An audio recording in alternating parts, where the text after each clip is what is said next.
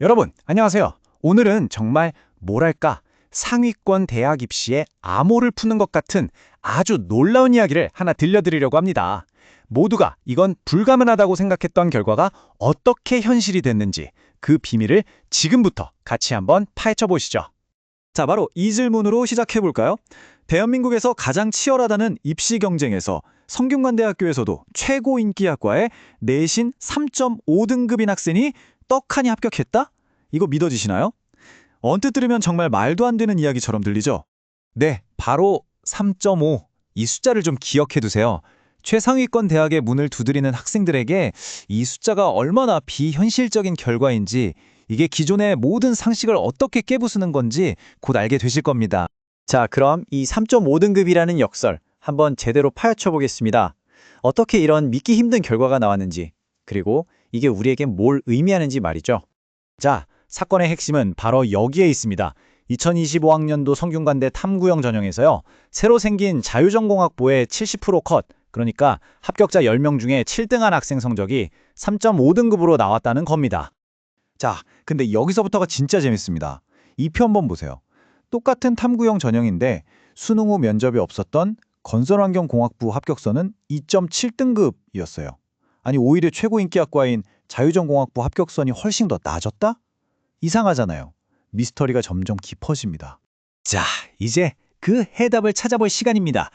이 모든 미스터리의 열쇠는 바로 수능 후 면접에 숨어 있었어요. 시간 순서대로 따라가다 보면 하고 무릎을 탁 치게 되실 겁니다.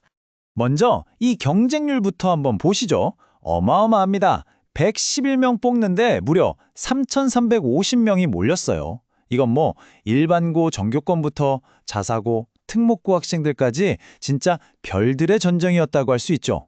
그리고 대학은 이 쟁쟁한 지원자들 중에서 서류만으로 570명을 1차 합격자로 뽑았습니다. 뭐 여기까지는 다들 예상 가능한 시나리오죠. 그런데 바로 여기서 정말 믿기 힘든 반전이 일어납니다. 1차 합격한 570명 중에서요. 실제로 수능 끝나고 면접 보러 온 학생이 겨우 250명밖에 안 됐다는 거예요. 무려 320명이 그냥 안 와버린 겁니다. 아니, 도대체 왜 그랬을까요? 합격이 코앞인데 왜 320명이나 되는 최상위권 학생들이 면접을 포기했을까요? 이 질문에 바로 모든 전략의 핵심이 담겨 있습니다. 정답은요, 정말 허무할 정도로 간단합니다. 수능 최저기직을 못 맞춰서가 아니에요. 정반대입니다. 수능을 너무 잘 봤기 때문이에요. 이 수능 성적 하나가 모든 판을 뒤엎어버린 거죠. 네, 이게 무슨 말이냐면요. 수능 가채점을 해보니까 정시로도 연세대나 고려대, 심지어 그 이상을 갈 수 있는 점수가 나온 거예요. 그러니까 굳이 수시 6장 카드 중 하나로 써뒀던 성균관대 면접을 보러 갈 이유가 없어진 거죠. 그냥 이제는 필요 없어진 보험 같은 거였으니까요. 자, 그럼 이제 좀 더 시야를 넓혀보겠습니다. 이런 노쇼 현상이 사실은 그냥 우연이 아니라 대한민국 대학들의 아주 견고한 서열 구조 안에서 벌어지는, 어떻게 보면 예측 가능한 패턴이라는 걸 보여드릴게요. 입시 전문가들 사이에서는 이걸 신라시대 골품제에 빗대어 설명하기도 합니다. 최상위, 넘볼 수 없는 성골인 서울대, 그 바로 아래 진골인 연세대, 그리고 그들을 추격하는 귀족 그룹이 있다는 거죠. 아주 강력한 위계 질서가 존재하는 겁니다. 그리고 바로 이 귀족 그룹에서 나타나는 형상이 귀족 전형입니다. 수능 후에 면접을 보는 전형들 말이죠. 최상위권 학생들이 일단 써놓고 보자 하는 안전카드로 활용하기 때문에 수능 성적 결과에 따라서 이렇게 대규로 노쇼가 발생하는 아주 예측 불가능한 변수가 생기는 겁니다. 자, 그럼 이제 분석은 이쯤 하고요. 이 시스템의 허점을 어떻게 역으로 이용해서 나한테 유리한 기회로 만들 수 있는지, 그 구체적인 전략을 한번 알아보겠습니다. 이 노쇼로 생기는 틈새는요. 사실 모든 학생에게 기회가 되는 건 아닙니다. 딱 맞는 학생들이 있어요. 바로 일반고에서 전교육 한 5등에서 10등 정도 하는 친구들. 학생부는 정말 빵빵한데 수능은 좀 어떻게 될지 모르겠다, 약간 불안하다 하는 학생들 있죠? 바로 그런 학생들에게 이게 결정적인 한 방이 될 수 있습니다. 이 표를 보시면 모든 게 설명됩니다. 이게 전략의 핵심이에요. 자, 먼저 성균관대부터 보죠. 수능 후 면접은 있는데 수능 최저 기준은 없어요. 바로 이 조합. 이것 때문에 최상위권 애들이 믿져야 본전이지 하고 보험으로 지원했다가 수능 대박 나면 그냥 휙 빠져나가는 겁니다. 노쇼가 생기기 딱 좋은 조건이죠. 반면에 연세대는요. 수능 후 면접도 있고 수능 최저도 있긴 한데 좀 낮아요. 이건 뭐랄까, 진골로서의 자존심은 지키면서도 최상위권 학생들은 놓치기 싫다는 절묘한 줄타기라고 볼 수 있죠. 기회가 있긴 하지만 성대만큼은 아니에요. 마지막으로 고려대를 보세요. 아예 수능 후 면접이 없고 대신 수능 최저가 아주 높습니다. 1차에서부터 그냥 빡세게 거르겠다는 거죠. 여긴 뭐 노쇼로 인한 변수가 거의 없다고 보시면 됩니다. 근데 여기서 더 재밌는 게 뭔지 아세요?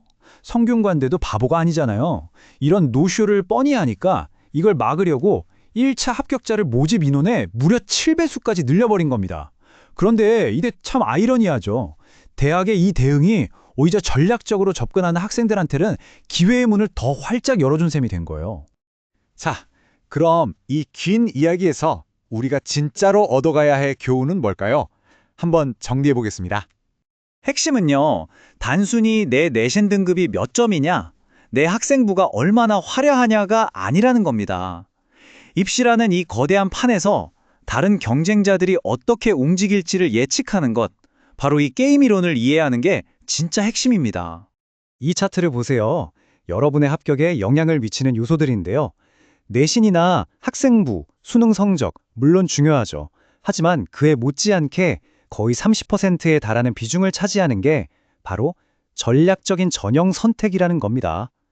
어디에 어떻게 지원하느냐가 내 성적만큼이나 중요하다는 뜻이에요. 그러니까 이 노쇼 전략의 정수는 바로 이 문장 하나로 요약됩니다. 나의 가장 큰 무기는 내 성적표가 아니라 경쟁자들이 어디에서 사라질지를 미리 아는 것, 바로 그 통찰력입니다. 마지막으로 이 질문을 한번 던져보겠습니다. 이 치열한 대학 입시라는 게임에서 다른 사람들은 전부 놓치고 있는데 나만이 볼 수 있는 그 단 하나의 변수는 과연 무엇일까요? 앞으로도 그 답을 계속 찾아보시길 바랍니다.